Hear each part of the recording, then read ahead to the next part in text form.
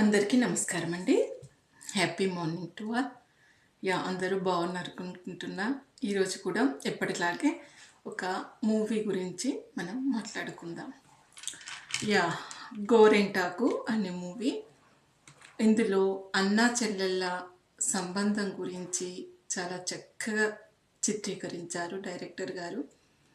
తల్లిదండ్రులకు పిల్లలు సంతానం కలగకపోతే వాళ్ళకు ఆకస్మిక మరణం సంభవిస్తుంది అని చెప్పినా కూడా తల్లిదండ్రులు సంతానం కావాలి అనేసి యాగం చేస్తారు. సో ఫలితంగా వారికి సంతానం కలుగుతుంది. ఒక బాబు, ఒక కూతురు. వాళ్ళు పుట్టిన తర్వాత 10 ఇయర్స్కి ఆకస్మికంగా యాక్సిడెంట్ అవ్వడము, తల్లిదండ్రులు ఇద్దరు చనిపోవడం జరుగుతుంది. ఇక్కడ ఇద్దరిని అన్న చెల్లెలు, వీళ్ళకు బాబాయ్, ఈ పెద్దతనితోని వీళ్ళు పెరుగుతూ ఉంటారు. చెల్లెల్ని అబ్బాయి చాలా జాగ్రత్తగా చూసుకుంటూ ఉంటాడు. తనే అమ్మ నాన్న అయి అపురూపంగా చూసుకుంటూ ఉంటాడు. ఆ అమ్మాయికి ఒకసారి పాము కుడుతుంది. ఆవిడను బ్రతికించడం కోసము అన్నయ్య పడిన పాటలు మామూలుగా లేవు. సో ఆ రోజు అసలు ఏ పుట్ట ఉండకూడదు ఈ ఊర్లో, ఈ చుట్టుపక్కల అని చేద్దామంటే చెల్లెలు వద్దు అన్నయ్య, నాదే తప్పు, నేను చూసుకోలేదని అని నచ్చ చెప్తుంది. సో అప్పుడు అన్నా చెల్లెలిద్దరూ కూడా ఆ ఊర్లో అమ్మవారి విగ్రహాన్ని ప్రతిష్ఠించాలని మొక్కుకుంటారు.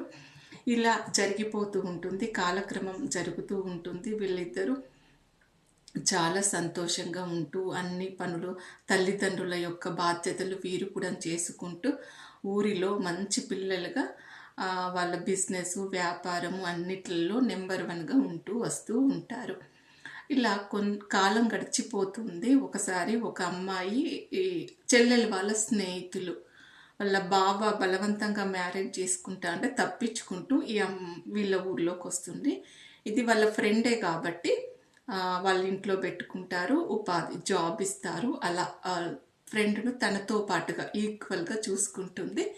ఒకసారి అన్నయ్యని అడుగుతుంది, అన్నయ్య నువ్వు మ్యారేజ్ చేసుకోవాలి అంటే ముందు నువ్వు చేసుకోమ్మా అంటే, సరే నేను చేసుకుంటాను, కానీ నువ్వు కూడా చేసుకోవాలి అంటే, సరే తన ఫ్రెండును చేసుకోమంటే అన్నయ్య ఒప్పుకుంటాడు. ఆ అమ్మాయిని ఇచ్చి అన్నయ్య మ్యారేజ్ చేసుకుంటాడు.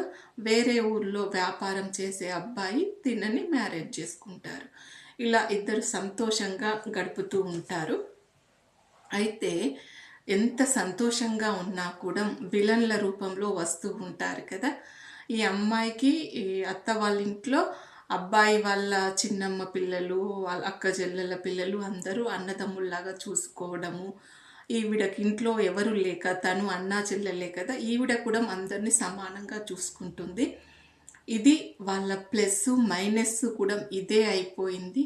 ఎప్పుడు సమయం దొరుకుతుందో ఆస్తిని కాజేద్దామా అనేసి ఈ అక్కజెల్ల పిల్లలు, అన్నజెల్లెల పిల్లలు అందరూ కలిసి కూడా ఆస్తిని, వ్యాపారంలో ఉన్న వాటిని, ఇల్లును అన్నీ రాపించుకుంటారు. నడి రోడ్డు మీద అతన్ని సీలేపిస్తారు, ఇంటికి పోలీస్ స్టేషన్లో పెట్టిస్తారు.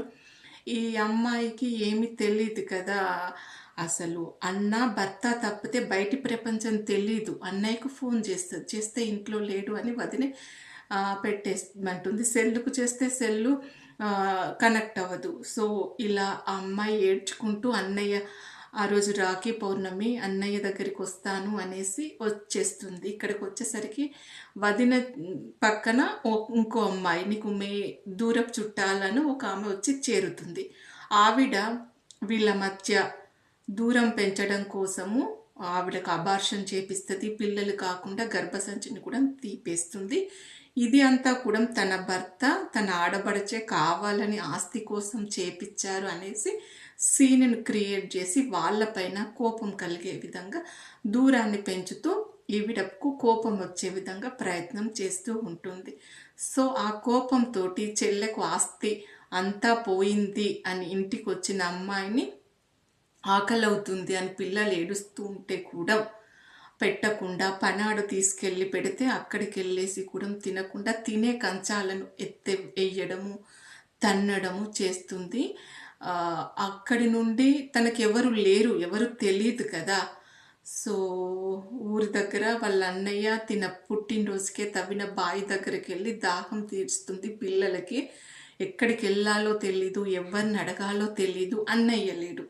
అన్నయ్యనేమో చెల్లె దగ్గరికి వెళ్తాడు, వాళ్ళ ఇంటికని వెళ్తాడు. అక్కడ పరిస్థితులను ఇవన్నీ తెలుసుకొని మళ్ళీ ఇంటికి తిరిగి వచ్చేలోపు ఈ చెల్లె ఇక్కడ బావిలో పడి చనిపోతుంది. ముగ్గురు పిల్లలు, తను.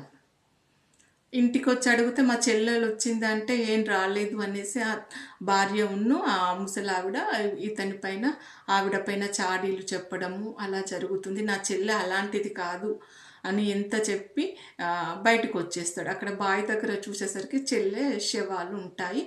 అదే సమయం లోపల ఆ ఊరు లోపల అమ్మవారి విగ్రహాన్ని ప్రతిష్ఠ చేస్తాడు కదా, అదే ముహూర్తంకు ఇక్కడ చెల్లె ముగ్గురు పిల్లలు చనిపోతారు. అది చూసి తట్టుకోలేని అన్నయ్య కూడా చనిపోతాడు.